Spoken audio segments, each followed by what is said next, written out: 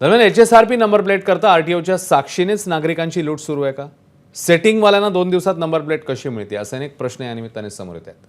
Number plate बदलण्यासाठीची मुदत April 2025 पर्यंत वाढवण्यात आली आहे. मात्र परराज्यांच्या तुलनेत महाराष्ट्रामध्ये नंबर प्लेटचं शुल्क सर्वाधिक आहे.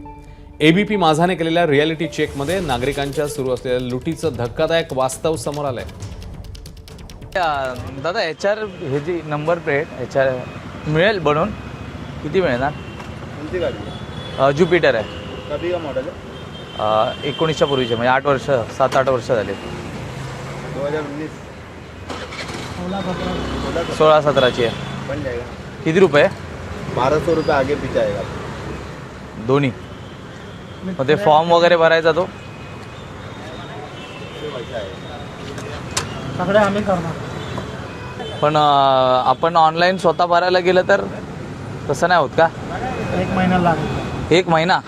इसके 1 महीना लगेगा आपको. त्या तत्काल बुकिंगमध्ये 3 दिवसात मिळतात. 1200 जास्त होता तो, कमी नाही. 1100 रुपये तो कर देते. पर 3 दिन में मिल जाएगा. 3-4 दिन में मिल जाएगा. ही फ्रेम सकट फॉर्म तुम्हीच भरणार की कसं? हम लोग सगळे कर सगळे आम्ही. नंबर काय गाड़ी का? मग तुमचा RC बुक पाहिजे आणि मोबाईल पण तुमच्याकडनं हे अधिकृत मिळणार की कसं का? अधिकृत करून देणार तुम्हाला. सगळं अधिकृत. बाय RTBT जायची गरज नाही ना? काय नाही काय नाही. कारण सगळे ते परत इथे ते बघा. म्हणतात म्हणजे ते आता जाहिरातीत म्हटलं होतं की आम्हाला ते टेस्टिंग करावे लागणार, नाही तुमचं सगळं चेक करणार, लोड अपलोड आम्हीच करतो. सगळं तुम्ही करून देणार. दादा ते HS हाय सिक्युरिटी नंबर प्लेट भेटेल बनव? कोणती गाडी? ज्युपिटर आहे. सभी का मॉडल है. 16 का.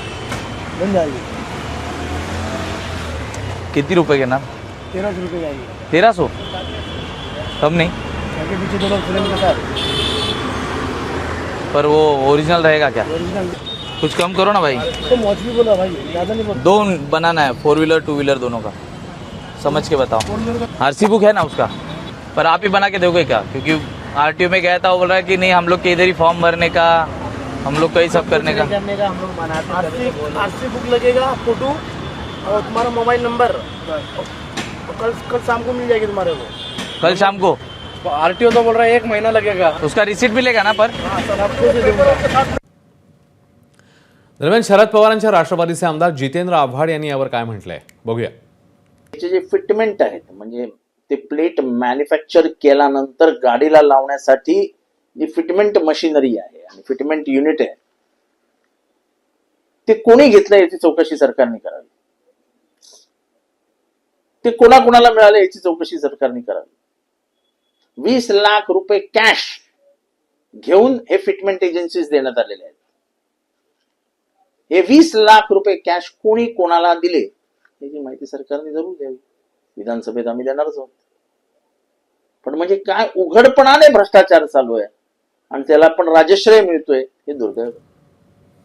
दरम्यान वाहतूक विभागाचे आयुक्त विवेक भीमनवार यांनी या संदर्भात नेमकं काय म्हटलंय, काय प्रतिक्रिया दिली आहे तीही आम्ही जाणून घेतली आहे. बघूया. ही जे सेंटर्स आपण रिपोर्टमध्ये दाखवलेलं आहे ते ऑथराईज आहे की याची आम्ही पहिले खातरजमा करू.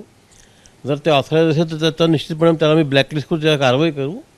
आणि जर ते अनऑथराईज असेल तर त्यावर FIR करावं लागेल. आता माझ्याकडे तो रिपोर्ट आत्ताच आलेला आहे, आम्ही पाठवला. आमची टीम आता ते चेक करते. काही राज्यांमध्ये प्लेट्सचा रेट आणि फिटमेंट चार्जेस हे वेगळे दाखवलेले आहेत. आणि आम्हाला जेव्हा ही प्रक्रिया केली तेव्हा समजलं की काही राज्यांमध्ये फिटमेंटच्या नावाखाली ग्राहकांकडून जास्त पैसे घेतले जातात आहे. त्यामुळे आपण जे रेट्स आहे आपले ते प्लेटचा rate plus fitment charges combine आहे. त्यांना फिटमेंटचे वेगळे चार्जेस घ्यायची गरज नाही आहे. ABP माझा, उघडा डोळे बघा नीट.